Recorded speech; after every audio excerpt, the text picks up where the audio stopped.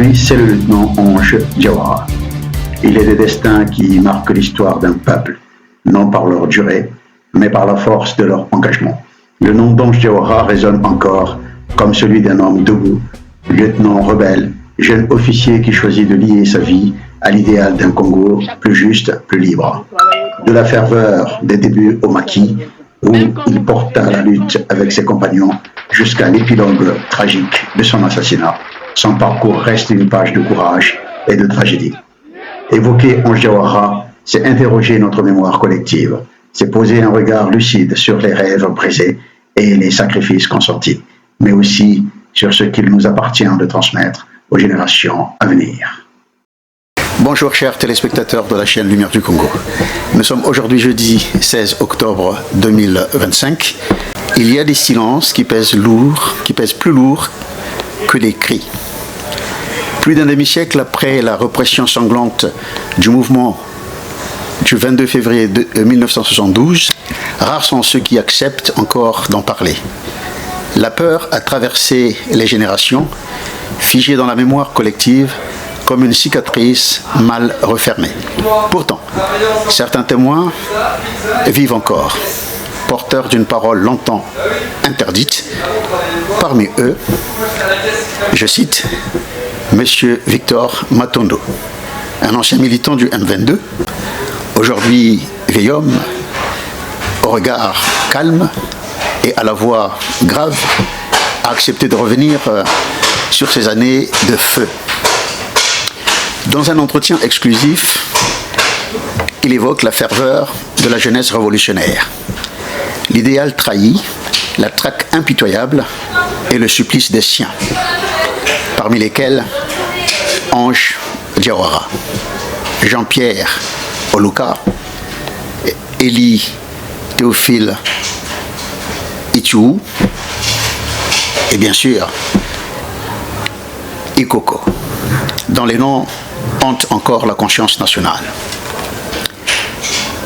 Son récit aujourd'hui n'est pas seulement celui d'un survivant, c'est celui d'une génération qui croyait possible un Congo juste, égalitaire et libre, avant d'être broyé par la machine du pouvoir. Écoutez ce rescapé, c'est comprendre d'où vient la peur, pourquoi elle persiste, et surtout ce qu'il reste à sauver, la dignité du souvenir et le devoir de vérité. Chers téléspectateurs de la chaîne Lumière du Congo, je reçois aujourd'hui Monsieur Victor Matondo. Monsieur Victor Matondo, pouvez-vous vous présenter auprès de nos téléspectateurs? Vraiment, c'est un grand plaisir de me retrouver avec mon cadet. Ça a toujours été un plaisir. Il faudra que, comme il vient de le dire, que je me présente. Je suis Matondo, le prénom Victor. Mais je tiens à souligner, je ne suis pas du M22. Parce que le M22 au départ c'était un ramassis. Et où il y a eu toutes, c'est-à-dire ces personnalités. Certaines avaient les convictions et les autres n'en avaient pas. Mais là, cette fois-ci, je ne vais pas citer les noms parce que j'ai fait une émission où j'ai cité des noms, effectivement, ceux qui ont fait de telle sorte que le 22 février 1972 échoue. Mais là, aujourd'hui, il s'agit de l'après M22. L'après M22 commence quand les 4 fugitifs, Onge Diawara, Jean-Baptiste Ikoko, Oluka et Bakekolo. Donc, ce que je disais tantôt, je n'ai jamais été dans le mouvement du M22. Nous sommes la continuation après le chèque du 22 février. Et donc, raison pour laquelle j'insiste là-dessus. Et je suis un maquisard. Je suis un maquisard, oui, parce qu'il y a une grande différence entre le M22. Il y a ceux qui sont allés dans ce mouvement par l'enthousiasme, qui n'avaient pas plus de conviction, mais ceux qui ont constitué le maquis de Goma Tété, ils y allaient avec de leur âme et conscience. Ils savaient ce qui leur attendait. Et donc je suis parmi ceux-là. Et l'occasion qui m'est offerte me permet de vous parler de ce maquis. Effectivement, il y a eu le document d'autocritique du 22 février, mais ça ne suffit pas. Parce que là, quand ils ont écrit ces documents d'autocritique, ils étaient encore vivants. Mais là, ils n'y sont plus. Et c'est là où commence mon histoire.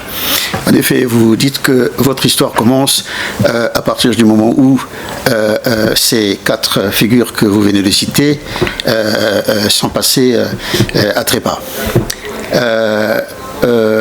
Alors, donc nous reviendrons justement sur, comment dirais-je, la pensée qu'ils ont laissée en héritage à la jeunesse congolaise, sinon au peuple congolais. Et comme vous l'avez si bien dit, vous avez apporté une précision qui est de taille. Vous n'êtes pas membre du M22, vous n'avez pas participé au mouvement du 22 février. Par contre, vous avez été un membre actif du maquis de Goma Tete. Et c'est de cela, effectivement, que nous allons parler. Nous allons parler de votre expérience au niveau du maquis, quel a été votre rôle et comment vous y êtes arrivé à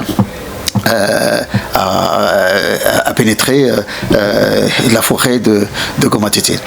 Alors, quand on a dit tout cela, est-ce que vous pouvez nous dire ici comment avez-vous connu le lieutenant Ange Diawara? Dans quelles circonstances s'est faite votre première rencontre? Est-ce que quelle impression personnelle gardez-vous de lui à cette époque-là? J'ai connu Ange Diawara grâce à son cousin qui s'appelait Georges Samba. C'est un ami d'enfance, c'est un ami du quartier, qui était le cousin du côté paternel de Diawara. Un bon jour, il me dit, écoute Victor, et puis 2 autres de nos amis, il y a Kimbi Dima David, il y a Mampouya Alexandre, il nous dit,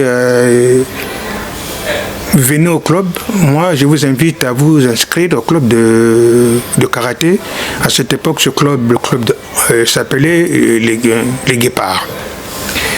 Eh bien, nous sommes allés à ce club. Donc, il y avait... Quand on allait... C'est un club qui avait vraiment des règles très rigoureuses. C'est-à-dire, nous avions 6 mois rien que pour le conditionnement, pour la condition physique. Et pendant 6 mois, ce n'était que le sport, les exercices physiques. Jamais nous sommes rentrés dans le vif du sujet, c'est-à-dire le karaté. Ça a duré 6 mois. On n'avait aucun contact avec Diawara. Diawara s'occupait d'autres élèves qui étaient très avancés. Et nous, donc, les 6 mois terminés, un soir, Diawara qui dit à son cousin Georges, donne-moi tes élèves. Donc, nous, Georges Samba nous mettra au service aux mains, entre guillemets, de Diawara. Donc, ce soir-là, il fallait parcourir pas mal de kilomètres tout autour de la ville. Et c'est à ce moment-là que Diawara s'apercevra que j'avais de l'endurance. Donc, et du jour au lendemain, je suis devenu son petit frère. Et parfois le soir, quand on avait fini de nous entraîner, certains n'avaient pas mangé. Donc alors mes amis, c'est moi qui les envoyais voir Diawara. Je disais, oh, mon lieutenant, vraiment nous sommes à sec. Et puis on leur remettait quelque chose et puis on se le partageait.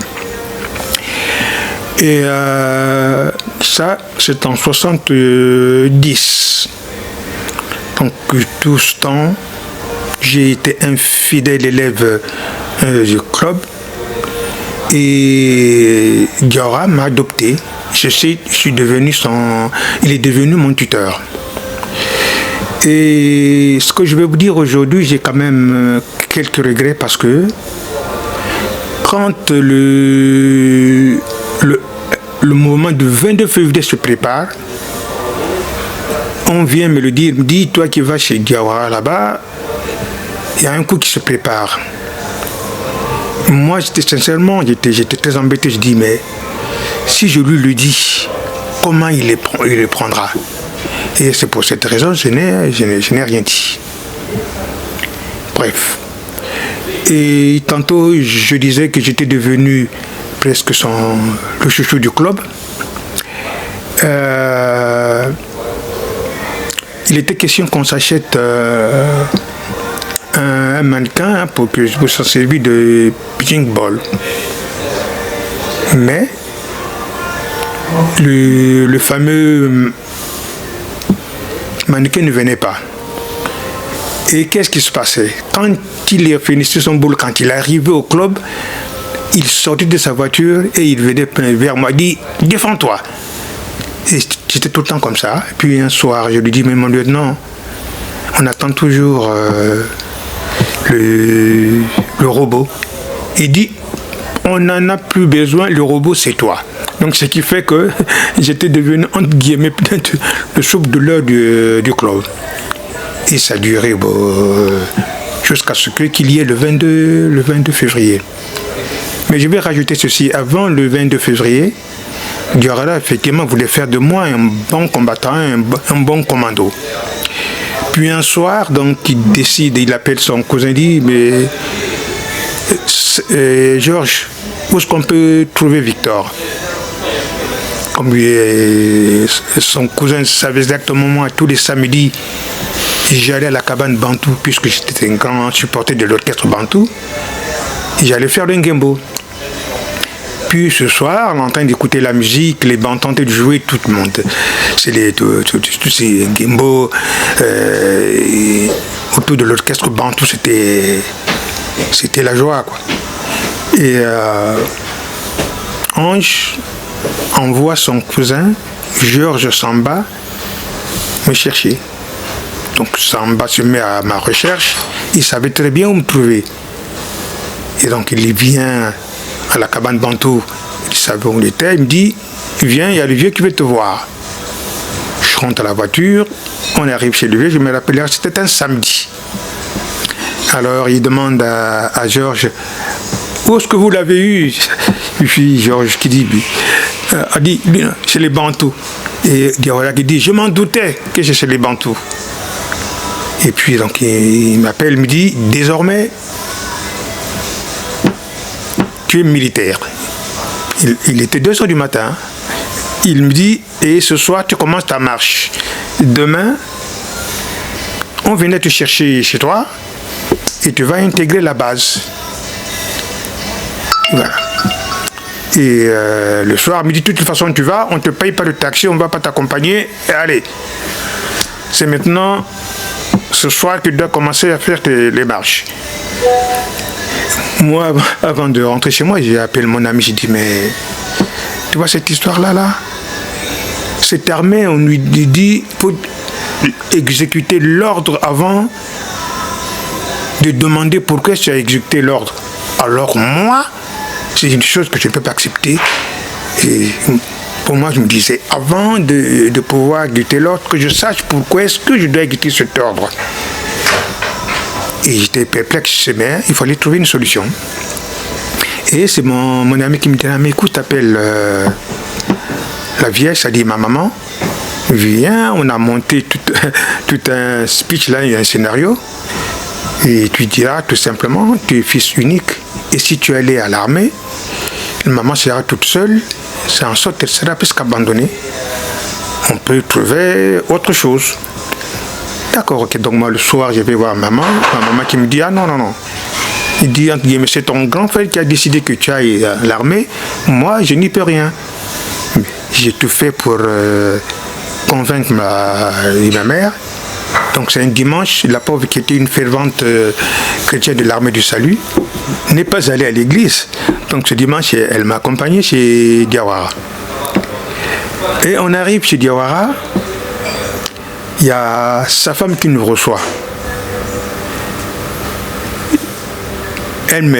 Adélaïde reconnaît ma maman parce que mes tantes avaient une table à Mongali, elles vendaient les ustensiles de cuisine et après la fermeture du marché, ils allaient stocker leurs marchandises chez Adélaïde, on l'appelle toujours Adélaïde.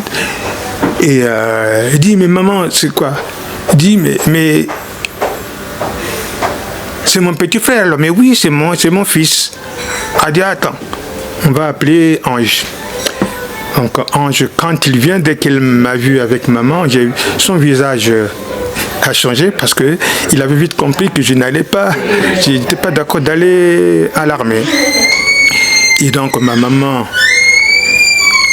qui se met à réciter ce que je lui avais dit à Diawara, il a dit, écoutez, mon fils, moi je suis toute seule, et quand je suis malade, c'est la personne qui est à côté de moi, c'est entre guillemets ton petit frère. Et si tu l'envoyais à l'armée, moi toute seule, je pense que ça sera difficile. Bon, moi je dis, bon, on va trouver notre solution, donc c'est pas, on fait comme ça. Et nous sommes partis. Et alors, moi le lundi, qu'est-ce que je fais? Je vais au club, comme si de rien n'était. Et je vous dis pas, quand il est dans sa voiture, il rentre dans la cour, il me voit, il nous fonce. Et puis on était contraint de s'écarter. Il sort de la voiture. Il dit, regardez-vous dans les yeux, il y a un qui a fui l'armée. Donc il s'agissait de moi. Et depuis ce jour-là, oh là là, donc il était très dur avec moi. Quand il arrivait, dès qu'il sortait de sa voiture, défends-toi. Et un soir, il y avait cet exercice à faire, c'est-à-dire qui consistait, il y avait une table à manger qui était devant et les chaises, c'est-à-dire on sautait le dossier supérieur, le dossier de la chaise, et il fallait sauter aussi la table. Mais quand c'était mon tour, eh ben, il m'attendait au bout. Dès que j'arrivais, eh ben, défends-toi. Puis je me rappellerai un soir, il y a des qui étaient là en train de voir ce que Ange me faisait subir. Adélaïde dit à Ange, Ange, big moi nanganako, big moi nako. C'est le 22 février. Le 22 février, le coup échoue. Il y a les 4 fugitifs qui se retirent de Brazzaville pour fonder le premier maquis. Et le premier maquis, ça se passe où? À Bamboma. Et à Bamboma, c'est la terre natale des parents de Diawara. Et les quatre mousquetaires en question, c'est qui? Il y a, donc en dehors de Ange Diawara, il y a Ikoko, Oluka, Bakekolo. D'accord. Et voilà, les 4. C'était un des 4. C'est eux qui ouvrent le maquis, oui. Quel village déjà? C'est à Bamboma. Ça dit Bamboma, toujours dans le secteur de Gomatete. D'accord. Donc alors, le maquis est constitué. Mais au départ, c'est les membres de la famille, les membres proches qui vont subvenir aux besoins du fugitif. D'accord, des maquisards. Oui. Et je vais vous dire quelque chose qui va vous faire rire ou bien qui va faire sourire. Moi, si j'arrivais dans cette affaire, c'est quelque part comme si c'était mon destin. Parce que ce que je veux vous dire, c'est invraisemblable. Alors, à partir du 22 février, les 3 fugitifs sont à Bamboma. Et donc, c'est la famille qui va s'occuper d'eux. Et ma grand-mère maternelle était la voisine de la tante, une des tantes Diawara. Donc ce qui fait qu'entre-temps, donc ma grand-mère, elle rentre dans la danse. Elle est parmi les gens qui vont donner à manger à Diawara, hein, au cadre fugitif. Mais Diawara ne sait pas que c'est ma grand-mère. D'accord. Et ma grand-mère aussi ne sait pas que ça c'est je peux dire entre guillemets, c'est mon tuteur. Et que fait ma grand-mère? Elle vient à Brazza pour en parler à sa fille aînée qui est ma maman. Elle dit à sa fille, mais tu sais, les gens qu'on est en train de chercher sont chez nous à Bamboma et à Gomatete. Parce que jusque-là, on ne savait pas, pour ceux qui ne savaient évidemment, qui ne savaient pas où se trouvaient, on se disait où sont les Diawara, les Ikoko, Odoka, Ibakekolo. Et ma maman qui lui dit, mais ça c'est presque, on peut dire, c'est presque ton petit-fils, parce que il s'était toujours occupé de ton petit-fils. C'est plus ou moins notre fils. Et ah bon? Et ma grand-mère toute surprise dit, mais on m'appelle Victor. J'arrive et ma mère qui me dit, mais tu sais, ta mamie sait où sont les yaya. Moi je dis les yaya. Mais oui, mais ton grand frère Diawara et les autres où ils sont, et ta grand-mère est parmi les gens qui vont donner à manger là-bas. Alors donc ma grand-mère qui me dit, bon, ce qu'on va faire, tu viendras avec moi, je vais t'amener là-bas. Et le rendez-vous, je m'appellerai toujours, c'est un lundi. Donc moi j'ai pris mon train à Brazza et j'arrive chez ma grand-mère qui va me conduire au maquis. Et donc j'ai encore l'image avec moi. Et c'est dur. Et donc quand on rentre dans la forêt, ma grand-mère est devant, moi je suis derrière ma grand-mère. Quand ma grand-mère passe devant Diawara et après c'est moi, et je vous dis pas, il y a eu une émotion terrible. Ange est venu m'embrasser, il me dit, mais quel lien y a-t-il entre cette femme-là? Il me dit, mais c'est ma grand-mère. Bon, il me dit, mais elle est parmi les gens qui viennent nous donner à manger. D'accord, donc j'ai passé trois nuits avec Diawara, où il m'expliquait ce qu'était le M22 et pourquoi ça a échoué. Donc je suis resté 3 nuits. Et je vous dis, là-bas, je n'étais pas considéré comme étant un petit frère, mais j'étais considéré comme un militant engagé. D'accord. Alors, puisque vous disiez que ils étaient 4 fugitifs qui étaient donc réfugiés dans la forêt d'abord de Gambom, de Bamboma, oui, Bamboma, oui. Et puis ensuite Gomatete. Oui. Et donc vous, quand vous faites éruption avec votre grand-mère, grand-mère, oui. Vous devenez le 5e. Ah oui, le 5e, mais non, ce qui me fait rire, parce que qu'est-ce qu'il me dira? Après ces 3 jours, il faudrait que je rentre, non? Voilà. Il m'amène quelque part, il me dit... toujours dans la forêt. Toujours dans la forêt. Ouais. On était tous les deux, il me dit, vraiment ce que tu as fait, merci beaucoup, tu es venu nous voir, et tu sais maintenant comment nous sommes, où est-ce que nous sommes. Mais je ne t'oblige pas d'être avec nous. Tu vas partir, tu vas réfléchir, et tu me donneras la réponse. D'accord. Moi, je le dis, mais mon vieux, vu là où vous êtes tel que je vois là, vous voyez, tu me vois un peu moi et partir et puis vous abandonner. Ça, non. À partir d'aujourd'hui, j'ai fiché un maquisard. Mais un maquisard qui a un pied dans le maquis et de remise, qui me dira oui, il me dit vraiment je te remercie, mais sache-le que désormais tu es un maquisard. Tu as un pied à l'intérieur du maquis et un pied à l'extérieur. D'accord. Donc Donc si je comprends bien, vous êtes arrivé au maquis en tant que tel, donc en tant que vous devenez maquisard. Oui. Et à quel âge? À quel âge? Voilà, vous avez quel âge? J'avais 21 ans. Vous avez 21 ans J'avais 21 à cette époque-là. À cette époque, ouais. Voilà. Et donc vous avez donc ce n'est en fait comment dirais-je, vous faites connaissance avec Diawara dans des circonstances tout à fait ordinaires, c'est-à-dire que vous êtes avec vos amis du quartier et puis il y a aussi des familles qui s'entrelacent par-ci par-là et par le biais du sport.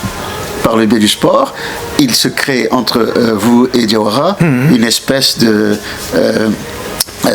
d'estime, voilà, d'estime et de grand frère à petit frère et en ce moment-là, à travers par le biais du sport, en fait, il manifeste son comment dirais-je, son estime vis-à-vis de vous, mais en vous, comme on dit bien, qui aime bien châtie bien. Et donc, il vous traite mais vraiment durement aux entraînements, parce que en fait, lui là, derrière la tête, il a dit que vous devez rentrer dans l'armée. Pour que vous soyez un bon soldat, pour lui, il fallait que vous ayez, voilà, que vous, sur le plan physique, conditionnement physique et sportif, que vous soyez d'aplomb. Et donc, c'est au cours donc, des entraînements et puis que finalement se crée ce rapprochement.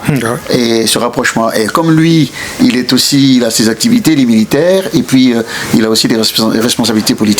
Et tout cela va faire en sorte que, à un moment donné, lui par ailleurs, il a un projet, donc celui du M22, là, du 22 février. Et jusque-là, vous, le M22, jusque-là, ça ne vous disait rien du tout. Donc vous étiez dans le sport, et puis dans la fraternité, l'amitié avec votre grand. Et puis vous apprenez par-ci par-là que il y a des rumeurs qui courent que ton grand est dans un coup, en train de préparer un coup. Voilà. Et vous avez la rumeur, mais vous ne dites rien, vous n'en parlez pas à votre grand. Et puis chemin faisant, vous vous retrouvez un jour au village chez votre grand-mère, et votre grand-mère, vous l'accompagnez, elle vous amène droit dans la forêt, et là vous retrouvez le même grand. Qui cette fois-ci n'est pas en liberté, donc il devient fugitif. Voilà, il devient fugitif. Et là, voilà, c'est la surprise. Et il finit par apprendre que la dame qui venait leur approvisionner en aliments et tout cela, c'était la grand-mère de son petit à lui. Voilà. Donc c'est dans ces conditions-là que vous êtes arrivé justement à rejoindre le maquis. Voilà. Et alors par contre, donc là vous rejoignez donc le maquis. Et je peux peut-être me tromper, si je me trompe, vous me direz, en fait, ce n'est pas par conviction politique que vous rejoignez le maquis. Ce n'est pas non plus par... on pourrait dire que c'est plutôt par loyauté personnelle ou solidarité avec votre grand, mais certainement pas par conviction politique. Que vous rejoignez le maquis. Mais oui, je l'avoue, c'était pas par conviction politique, mais au fur et à mesure, au fil des jours, je deviendrai un militant engagé. Oui, donc qui était là pour défendre la cause, la juste cause, pour laquelle mon vieux se retrouvait en forêt. En forêt. Et donc, et je vais vous dire, quand je suis, comment je peux dire, le moment où je m'engage, tout le temps me disait ceci, la discrétion. Et moi, je vous dis, dans mon quartier, personne ne savait ce que je faisais. Même les amis avec lesquels on a été chez Ange ne savaient pas. Puis un jour, il y a un de mes grands amis, un ami d'enfance, il me dit, moi j'aimerais vraiment savoir où est Ange. Si je savais, j'allais le rejoindre. Et moi, à cette époque, j'avais dit le pied dans le maquis. Mais je lui dis, mais est-ce que c'est une bonne chose? Bonne chose, je ne pense pas. Écoutez, nous sommes jeunes et puis se retrouver dans la forêt, c'est pas facile. Hein. Et donc, en tout cas, et le maquis m'a beaucoup formé. Le maquis m'a appris ce que c'était la discrétion. Et je vais citer une anecdote. Celui qui m'avait amené chez Diawara, qui était le cousin, le frère de Ange. D'accord. Il était en contact avec Ange. D'accord. Et à chaque fois qu'il le voyait, Ange lui demandait toujours de mes nouvelles. Donc, comment il va Victor et tout ça là. Il était question que le jour qui venait, le jour à venir, qu'on mette en contact. D'accord. Mais comme le contact s'est fait, et moi, je n'en ai pas parlé à son cousin. À son cousin. On était là, mais sans qu'il sache. D'accord. Et moi, donc le coup de 22 février échoue. Au mois de mars, moi c'est en avril que je vais voir Diawara. Vous voyez, l'écart n'est pas aussi grand que ça. D'accord. Et je vais voir Ange. Et le premier coup qui m'a beaucoup secoué, c'est le 17 mai. Je vais vous dire le 17 mai c'est quoi? Il y a un monsieur qu'on appelle Ntala, qui a épousé une des filles du grand-père de Diawara. D'accord.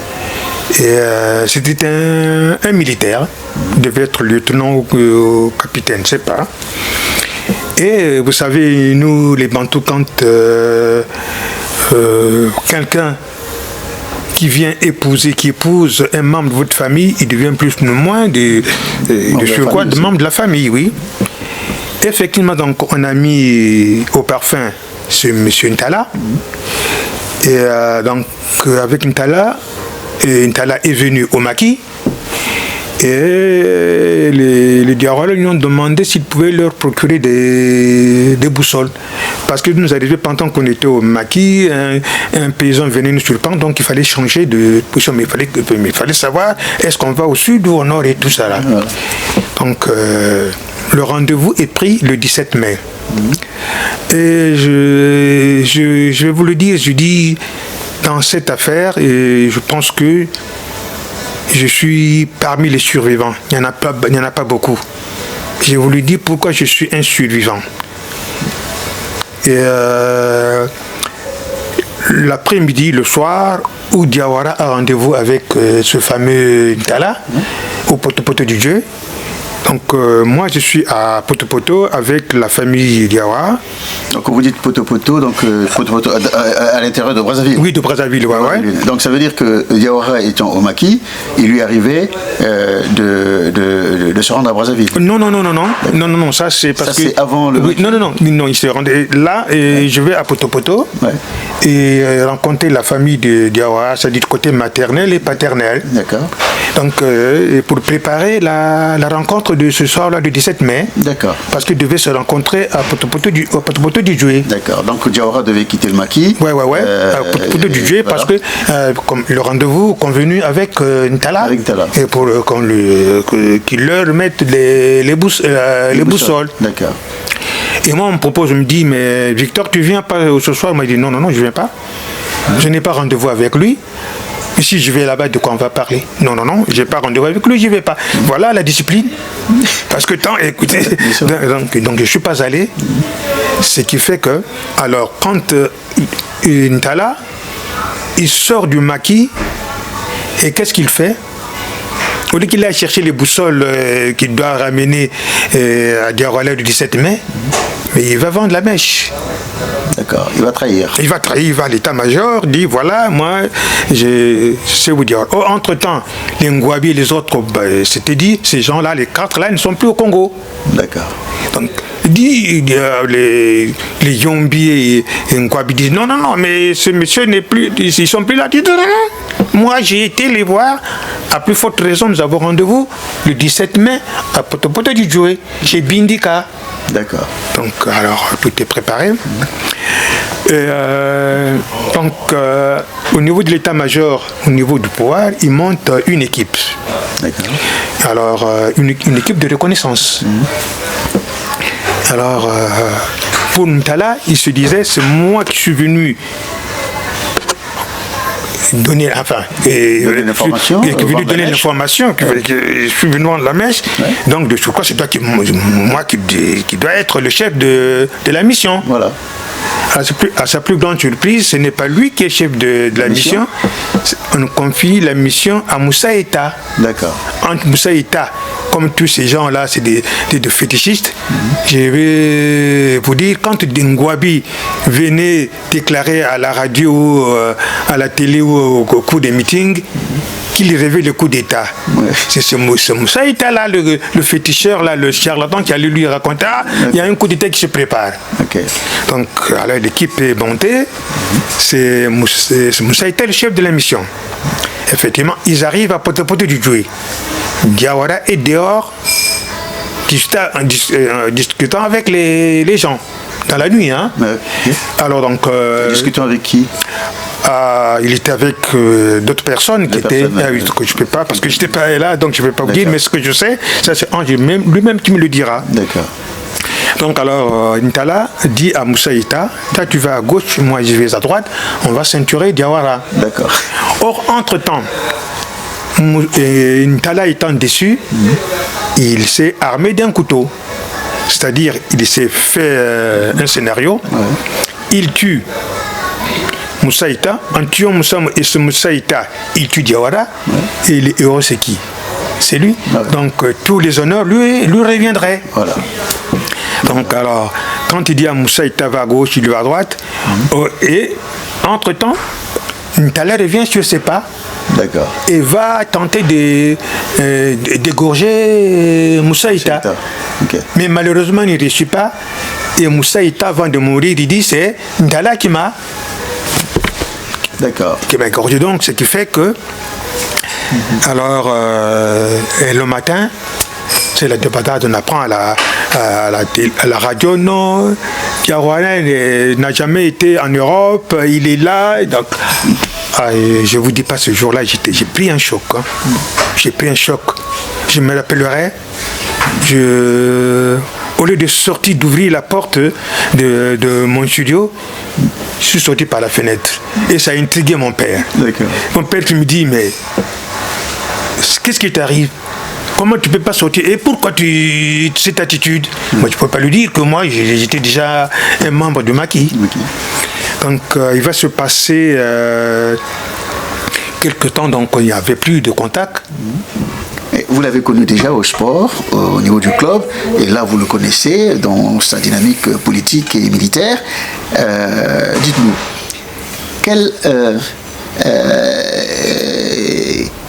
quel type d'homme était-il?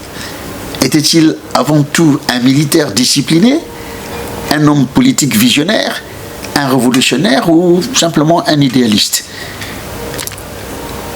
Et comment vivait-il ses rapports aussi avec ses compagnons de lutte?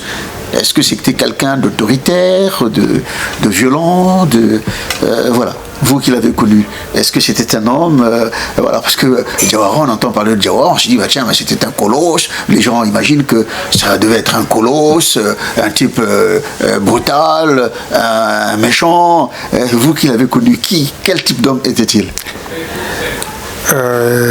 Moi, je vous dis une chose. Si je ne sais pas dans ma vie si je pourrais encore rencontrer un monsieur comme Diawara. Déjà, c'est quelqu'un qui n'a jamais été tribaliste en tout cas. Et les rapports avec les autres Ikoko et Oloka, mais vous arriviez au maquis, il n'y a pas cette différence. Il n'y a pas celui qui disait, voilà, c'est moi, Diawara. Non. Tous étaient au même pied d'égalité. Et même nous, surtout moi, personnellement, quand j'y allais, je n'étais pas considéré comme un leur petit. J'étais considéré comme un militant. Un militant, et puis parce qu'on m'a confié certaines tâches. Une des tâches qu'on m'a confiées, la maison de ma grand-mère était devenue le point de chute. Donc, quand il y avait des rendez-vous, c'est moi qui accompagnais les gens jusque chez ma maman, chez ma grand-mère. Okay. Et les autres, ils étaient contraints de dormir chez ma grand-mère pour regagner Brazzaville le lendemain, ou d'autres qui allaient au maquis. D'accord. Donc j'ai fait, et par exemple, quand il y avait du courrier à donner à gauche, à droite, et donc c'est moi qui... C'est un courrier, c'est moi qui me donnait. Et j'ai oublié un petit détail. Donc alors, j'entre au maquis, je deviens un membre actif du maquis. Parce que comme il y a la clandestinité, il faudra me trouver un nom de code. D'accord. Bon. Alors, je me dis, mais quel nom va te donner ton nom de code? Et je vous dis, ça nous a beaucoup sauvés. Parce que tu pouvais être avec quelqu'un, tu ne connaissais que son nom de code. D'accord. Tu ne connaissais pas son prénom, où il habitait. Non. Jamais. D'accord. Donc on pouvait t'arrêter et dire, voilà, c'est Robot et tout. Mais Robot, quel est son nom de famille et où il habite? Non. Et donc il dit, bon allez, il se rappelle, c'est pour vous dire que vraiment, je l'avais beaucoup marqué. Il me dit, non, ton nom de code sera Robot. Et puis j'ai rigolé, je sais. Là maintenant je deviens un robot en période. Mais bon, dommage, je ne vais pas me taper dessus, hein. On n'est plus au club, quoi. Donc il m'a donné ce nom-là. Et donc quand comment je peux dire, le guet-apens échoue, il fallait aller ailleurs. Mais on était tous dans Goma Tete. D'accord. Et quand ils ont commencé à rédiger leur document qui est ici là, celui-là. D'accord. Et moi, au départ, je ne savais pas. Tu sais, moi, j'arrivais un soir, je me rappellerai, j'étais là en train de tenir la lampe torche. Il y avait Ikoko Oluka Bakerol qui était là, donc chacun trouvait une phrase et tout ça là, il fallait écrire. C'était dans la nuit Dans la nuit, oui, dans la nuit. Et moi, donc, j'ai été là à éclairer pour que les gens écrivent. Et jusque-là, je ne savais pas, j'étais trop jeune. Et je vous dis sincèrement, devant ces personnalités, j'étais médusé. De sorte que je ne pose même pas de questions curieuses, quoi. J'étais là, pas en tant que fanatique, mais j'étais... C'est-à-dire, je vivais un autre monde. Un autre monde, bien sûr. Et donc, tu étais à ta place, en fait. Ah, j'étais à ma place. Tu jouais ton rôle. Ouais. Donc, et ce n'est qu'après que je saurais qu'ils étaient en train d'écrire le document d'autocritique. D'accord. Et ça, ils l'ont fait pendant qu'ils étaient dans la forêt. D'accord. Pendant qu'ils étaient recherchés. Et ça a commencé à Bamboma. D'accord. Ils ont commencé à Bamboma. Ils ont commencé à Bamboma après la tentative, après le guet-apens manqué de poteau du jouet. Ouais. C'est ça qu'ils ont commencé à écrire. D'accord. Et moi, qui tenait la torche, je ne savais pas qu'est-ce qui se passait. J'étais là, je pouvais même leur poser la question. Comme j'ai dit tantôt, j'étais médusé de voir ceux qui ont été au pouvoir, qui soient à côté de moi et que je sois pris au même pied d'égalité, que c'est quelque chose qui vous marque. Tiens, ça m'amène à poser la question suivante, de m'intéresser, si vous voulez, aux conditions de vie dans le maquis. Aux conditions de vie dans le maquis, je me souviens, j'étais encore très jeune, mais qu'est-ce qu'on n'a pas entendu? On a appris, on nous dit, il y avait des rumeurs comme ça qui couraient, qui parcouraient tout le pays d'ailleurs, où l'on disait que c'était des mystiques. Diawara et ses compagnons, c'était des mystiques, c'était des gens qui étaient capables de disparaître, d'apparaître, de disparaître. Et qu'est-ce qu'on n'a pas dit? Il y avait, semble-t-il, un évêque ou un abbé, un certain l'abbé Nkunku qui était dans le coin et qui faisait en sorte qui protégeait en quelque sorte mystiquement la forêt de Goma Tete. Alors c'était des choses comme ça qu'on entendait. Quand l'armée y allait, ils voyaient personne, pourtant les gars étaient là. Alors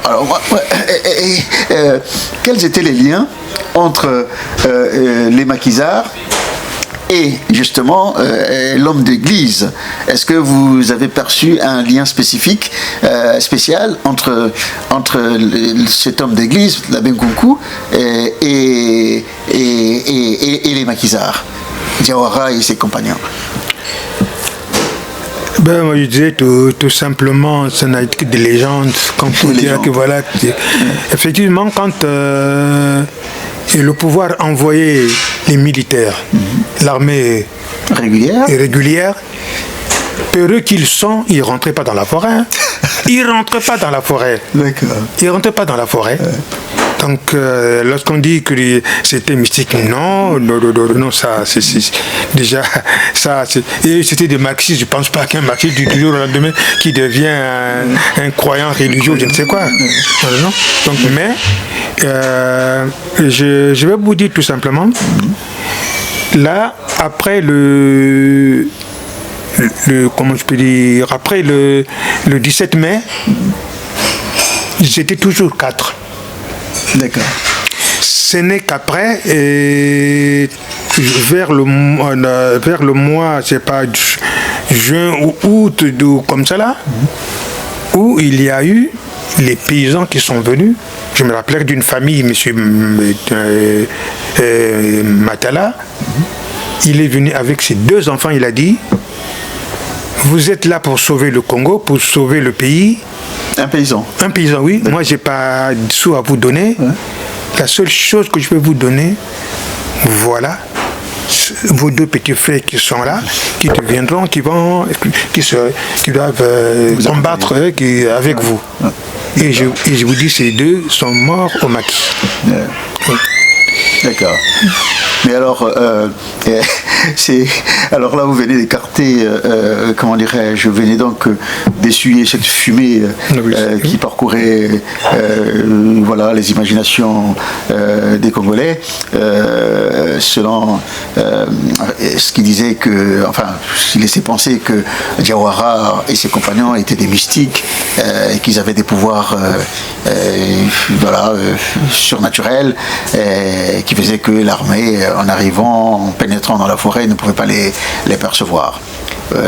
Vous dites que en leur qualité de marxistes, ils étaient loin d'être croyants et christiques même, peut-être. Alors, mais qu'est-ce que vous pouvez nous dire concernant les conditions de vie?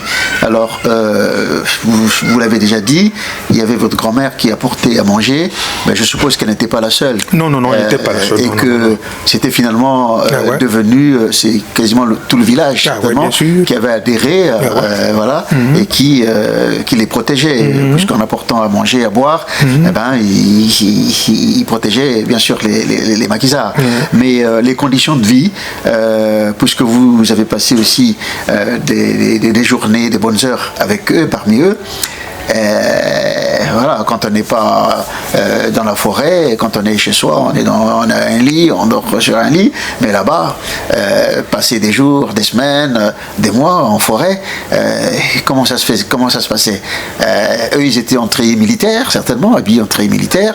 Est-ce que vous aussi, vous étiez en treillis militaire? Mais quand il fallait dormir, comment est-ce que vous vous organisez? Est-ce que vous prenez du feuillage? Est-ce que, voilà, c'est un peu, voilà, si vous pouvez nous projeter ces quelques images là pour qu'on sente un peu, qu'on voit voilà la différence qu'il y a entre la vie dans le maquis et la vie dans la cité. Parce que franchement, le maquis, quand on a, nous les jeunes Congolais à l'époque du marxisme, on entendait parler du maquis ou des maquisards, ben, ça faisait penser à Che Guevara. Ce qui lui vaut d'ailleurs le nom du Che Guevara congolais, hein, parce que effectivement ça fait penser au Che. Voilà. Quelles étaient les conditions de vie? Vous dormiez à même le sol, la surveillance se faisait comment? Vous montiez, est-ce que vous devez vous retrouver sur les branches en haut des arbres pour assurer ça me fait penser les aventures des Zimbla. Il espère, voilà, qui était le roi de la forêt. Une espèce de guérite comme ça. Voilà.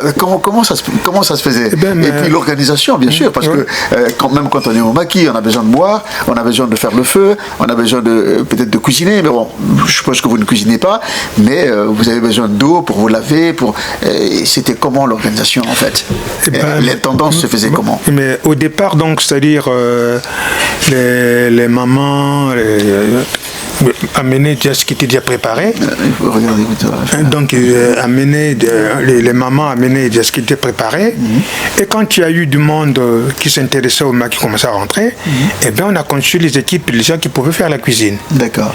Et donc, comme je dis, une bonne partie de cette contrée, les gens ont aidé le maquis. D'accord. Il y a celui qui a eu son petit poisson, il a amené, celui qui a eu le manioc.